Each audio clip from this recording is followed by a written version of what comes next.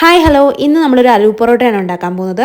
ആലു പൊറോട്ട ഉണ്ടാക്കാൻ വേണ്ടിയിട്ട് ഗോതമ്പ് പൊടി, എണ്ണ, കുറച്ച് നുള്ളു ഉപ്പ്, അതുപോലെ തന്നെ മല്ലിയിലയും ചേർത്ത് നന്നായിട്ടൊന്ന് ചപ്പാത്തിക്ക് കുഴച്ചെടുക്കുന്ന പോലെ കുഴച്ച് വെച്ചിട്ട് ഒരു 15 മിനിറ്റ് നേരം ഞാൻ വെച്ചിട്ടുണ്ടായിരുന്നു.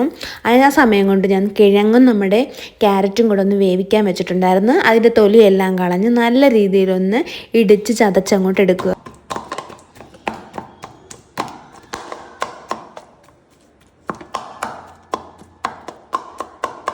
ഇതിലേക്ക് ഒരു നുള്ളു ഉപ്പും ഗരം മസാല ഒരു 1/4 ടീസ്പൂണോളം, അതുപോലെ തന്നെ കുരുമുളക് പൊടിയും കൂടെ ചേർക്കുന്നുണ്ട്. അതെല്ലാം കൂടെ ചേർത്ത് നന്നായിട്ട് മിക്സ് ചെയ്ത് മല്ലിയിലയും ചേർത്ത് വേണം മിക്സ് ചെയ്ത് വെക്കാനായിട്ട്.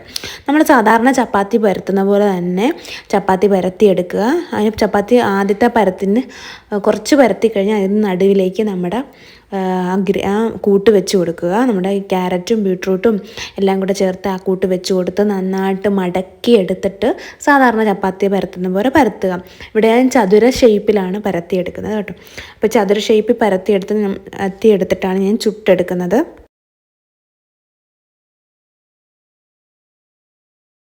ഇപ്പോൾ ഇതേ ഷേപ്പ് ഞാൻ എല്ലാം പരത്തിയെടുത്തിട്ടുണ്ട്. ഈ ഷേപ്പ് പരത്തിയെടുത്തതിന് ശേഷം നമ്മൾ ചുട്ടെടുക്കുക. അപ്പോൾ ഇത്രയുള്ള ആലു പൊറോട്ട നമ്മളിത് തൈരിൻ്റെ ഒപ്പമൊക്കെ ചേർത്ത് കഴിക്കാം. പിന്നെ ഈ മസാലക്കൂട്ട് ബാക്കിയുണ്ടെങ്കിൽ അതുമായിട്ടും കഴിക്കാം. തൈരിൻ്റെ കൂടെ കഴിക്കുമ്പോഴത്തേക്കും ഇച്ചിരി ടേസ്റ്റ് കൂടുതലായിരിക്കും. അപ്പോൾ ഇത്രയുള്ള നമ്മുടെ വീഡിയോ. ഇഷ്ടപ്പെട്ടെങ്കിൽ സബ്സ്ക്രൈബ് ചെയ്യാൻ മറക്കരുത്. മറ്റൊരു വീഡിയോ ആയിട്ട് വീണ്ടും കാണുന്നവരെ ബായ്.